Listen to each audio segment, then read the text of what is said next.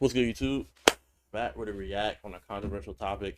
This is real. It is on how fan service is ruining anime by the honor clarity. As always, free fire like. Don't be a stranger. All I'm saying. Discord com is linked in the description if you're on like PC or desktop like I am.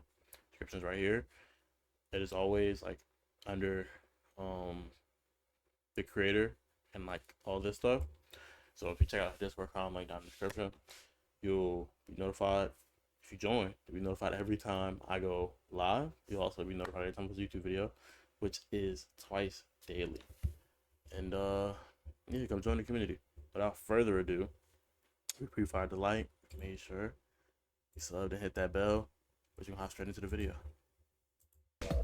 There now. Don't be scared. Be a good girl. This is terrible freeze frame. Hold on. It's that naked thing and Stop spamming. It's Food Wars though. Food Wars has fan service. These moments. Okay.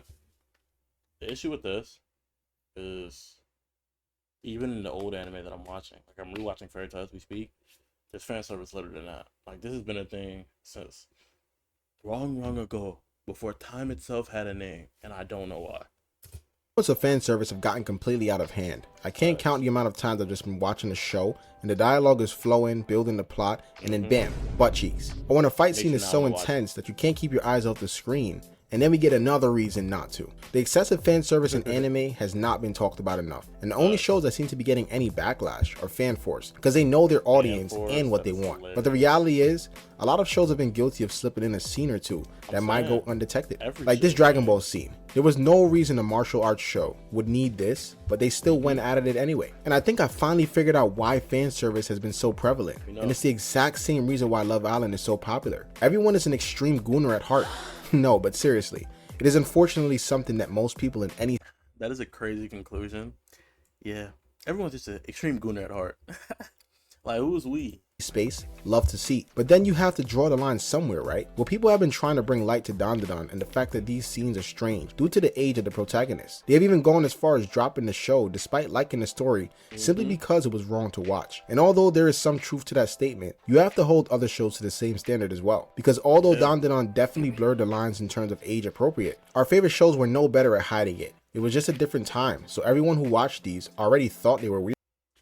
Facts. Because people were already hated on for watching anime, right? So there was such a small fan base. And that is why, another reason I kind of respect that people never called like Avatar an anime and called it a cartoon. Still, to me, kind of disrespectful to the masterpiece of work it is. But at the end of the day, it is kind of a cartoon. Like, it's animated media cartoon. You know, I don't... There's probably some technical term out there, you know, but it didn't have fan service, so that's the only benefit to that. But I mean, yeah, back then was a different time. People were using like what are now known as like slurs casually, talking however they wanted. There was no real consequences because the internet was like a newer thing, so you weren't expected to be held accountable to what you said. Obviously, barring like literal things, the cops are gonna get flagged the second you say it, and they're gonna find you, right? So barring that, people didn't really care. There was no consequences. And then now, what Kanye is doing on Twitter, it's raising the bar to where every other celebrity can say something crazy, and then it's not crazy what Kanye said. He's still doing fine. You can't really hit them, and that was before cancel culture as well.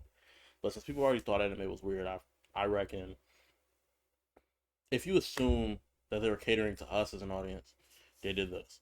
But honestly, you got to realize these anime come out in Japan or wherever they're from, like wherever the studio's from. So they aired there too. Like, I don't think people realize how big that is. Like, America alone is a huge place, but people are watching this in Spain. You know what I'm saying? They're watching this in I forget the name of the place. I was gonna say Barcelona, but that's in Spain. The other place I was thinking about, dang, Austria. You know what I'm saying? Sweden, Poland, Brazil. People are watching this all over the world, but obviously, like, because English dub and English sub are like the first two, things that you think of when you think of like the sub or dub, you think it's catered to us, but like they have a huge audience over there, dog. Like huge. So it's like this might not be what we enjoy. They clearly enjoying it. They can see the numbers and they're like, okay, these fan service episodes are going up. You feel me? Especially because you gotta keep in mind it's a bigger part of their culture than ours, right? So they probably have easier access to watch like on TV and stuff like that. And those are the numbers they're probably using because those are the most tangible. While like there are us in America who are watching allegedly on like pirated sites. Some of us are watching Crunchyroll, some of them on Netflix, some on Hulu. We used to have Toonami, right? But not everywhere is playing like, you know? Weird. I mean, you see the memes all the time about watching anime by yourself, and then when someone walks in, it always has been this way. But because it has become more mainstream, the more casual viewers are going to think it's extremely weird, mostly because it's cartoons. Am I defending it? Absolutely not. But the double standard is something I wanted to bring light to. So to fully... I feel like everyone uses the term cartoon. So if there's a better term, please let me know in the comments. understand why fan service has gotten out of hand, I'm gonna have to pull from shows with the most unnecessary uses of it. But I won't use examples from shows that were built on that foundation, like Prison School or High School DxD. However, a perfect example is Food Wars. Look, I might lose subscribers for saying this. DxD was kind of tough. And I was 100% watching for the plot. I'm sorry. They added the Monkey King in there. It was tough. I got put on by a friend we can confirm it's like a Gooner at the time, but the plot was tough. Food Wars, pretty much same concept. I really did mess with the plot. Like his dad is like this. It gave me like Bleach vibes, but like specifically that point of Bleach after Ichigo knew his father was a Soul Reaper. If you watch this show, then you know they have been consistent with the stripping and weird flashes all 5 seasons. But this does not help the fact that this show is about cooking. Like, don't get me wrong, I've had food so good where I feel like I'm floating and it transcends anything I've ever had. But to have my clothes burst off because of the taste is just nuts. This is what gave watching anime a bad rep a decade ago, because I was expecting intense and complicated discussions about the culinary arts like most sports anime do, but it was just soft. Nevertheless, I still enjoyed the show. And weirdly enough, it got me into cooking. So there's that. But the show was at least Dr. Stone is safe. Right? And I was watching the first episode. It's kind of fan service. Just a little bit. It threw me off. Because I didn't remember there being any fan service in there. And they actually talk about science. least consistent from day one. So there can't be too much complaining if they set the standard from the jump. But on the contrary, there are some shows where the fan service is just plain disgusting, like Mushoku Tensei. Normally, isekai anime is a fantasy that most people... Facts. This reminded me of T-Bit. That's why I wanted to really watch it. That plot, that power system, like the idea. I think even if you take the concept of being reincarnated in our world, there are certain advantages you can have, but being reincarnated into another world where you can take like your advanced knowledge and like you immediately go from being this mediocre person to kind of special. I akin it to like being born in sand and being sent to like Earth, or like say a weaker planet, and there's no like galaxy ending threats. It's so interesting, and there are still people who are like your level. The highest martial artist can still cook you because you've never trained. That is like that concept to me. So that's because I think shows with magic and like mana are the most appealing to me, because you can look at it in terms of like numbers and like, oh yeah, if you cast a spell this way, it can become stronger. Or this person, for example, return this magic can be special. This person uses like counter magic, that's their specialty. Or this person created a whole new type of spell, and they just go down that path. Or this person uses unconventional spells. The idea that you can be tough just by using your brain or doing the unconventional, chef's kiss. It's peak. People would want to escape to and live out the lives they never had. While most people also don't get isekai as a baby with full consciousness. So of course this makes for an interesting plot. Not the typical reincarnate we see, and the world building has huge potential. But this guy is the bottom of the barrel shut-in who should not be allowed around other children. And that's where Mushoku Tensei completely loses me. It's not that the story or world building isn't good. It's that the main character's perversion is written off as comedy or character growth. when in It's not that reality, funny, I'm not it gonna makes lie. it impossible to root for him. And what makes it worse is how normalized it becomes. The audience just gets desensitized to it. People defend it by saying he grows out of it, but why was it there to begin with? And this isn't just a Mushoku Tensei problem. Anime has struggled to separate nuanced storytelling from cheap shock value moments that pander to the lowest common denominator. And here's the complicated part. Sometimes these stories are genuinely great. Like Jobless Reincarnate has some of the best world building we've seen in isekai in years. And that's the frustrating part about fan service. It's not always black and white. Are we supposed to throw away a great narrative because these uncomfortable moments? But it's like, can you still enjoy a show while criticizing the parts that are objectively wrong? And this is the balance anime fans have been trying to figure out for decades. Loving something, but calling out what's broken inside of it. Because we know 100% they don't need fan service to be great. Look at shows like Attack on Titan or Mob Psycho. Not a bit of fan service, even with the biggest platforms to do it. Just great stories without any bait to get reactions. Now, although the creators of the show can be the root cause of fan service, there are also fans who create it for themselves. Take Jujutsu Kaisen for instance. There was this one scene where Nanami was super serious and the animators really detailed his character design, and it was supposed to be another classic rage moment, but the internet lost its mind. The edits started rolling in and the comment sections were outrageous for a fictitious character. So while anime gets a bad rep for creator added fan service, sometimes the fans themselves will create it, even when it's not there. I mean, it's human nature to find something attractive or cool, and then blow it up way out of proportion. Nanami wasn't written as fan service. He's a stressed out salaryman who clocks in, does his job, and then clocks out. But somehow, the fandom decided he was the next anime heartthrob. And that's where this conversation gets more complicated. Because even when creators don't idolize a character, the fandom will do it for them. This isn't just a JJK thing. It happens across almost every popular anime. Characters who were never meant to be idolized suddenly have thousands of fan edits, fan art made about them. And sometimes they're literal kids. It's one thing when adults thirst over adults, like Gojo or Nobara. That's the nasty part. Like the stuff that happens with My Hero, bro.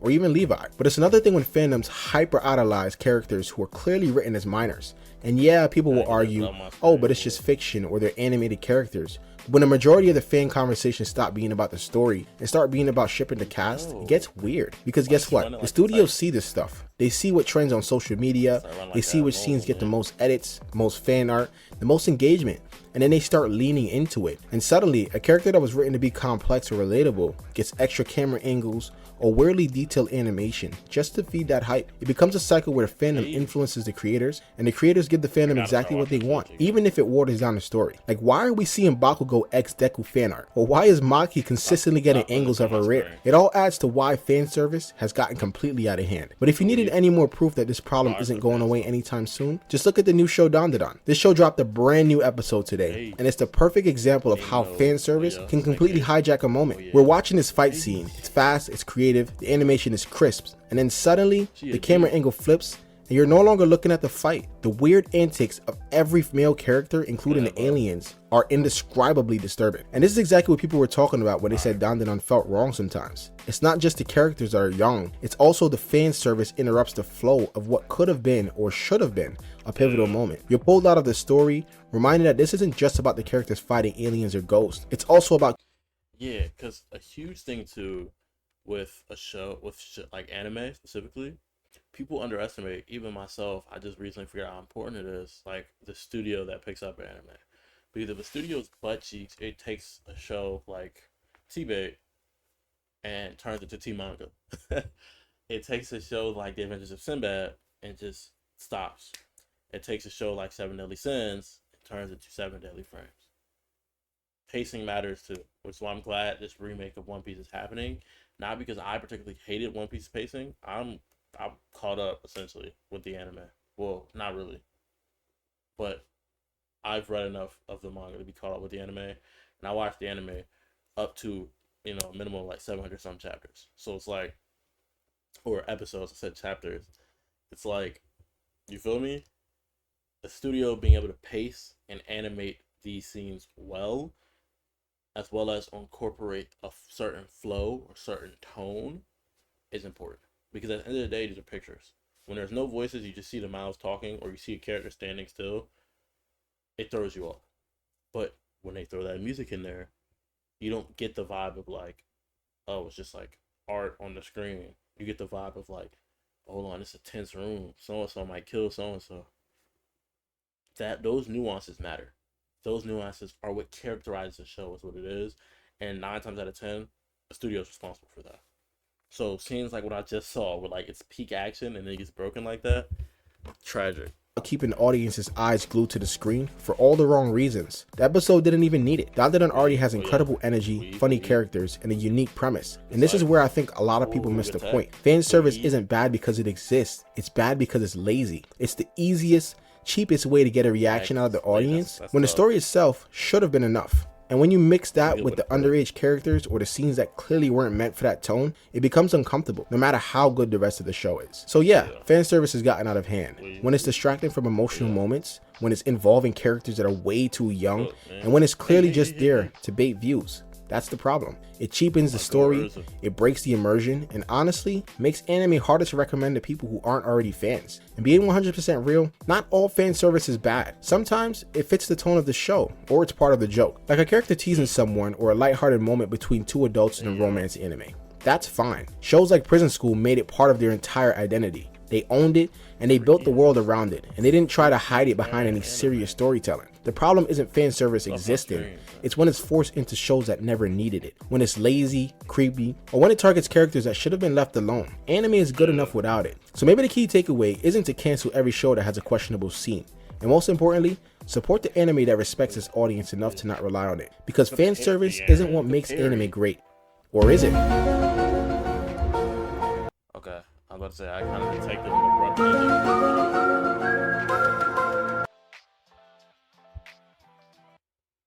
Yeah, because I don't have an outro, so my endings are kind of abrupt too. It's cool though. We outro on the way, man. Appreciate y'all boys for watching. As always, Discord comment is linked in the description, and I do appreciate the support. You right there, that's about to comment. I appreciate it, and as always, you know what time to find me next. Peace.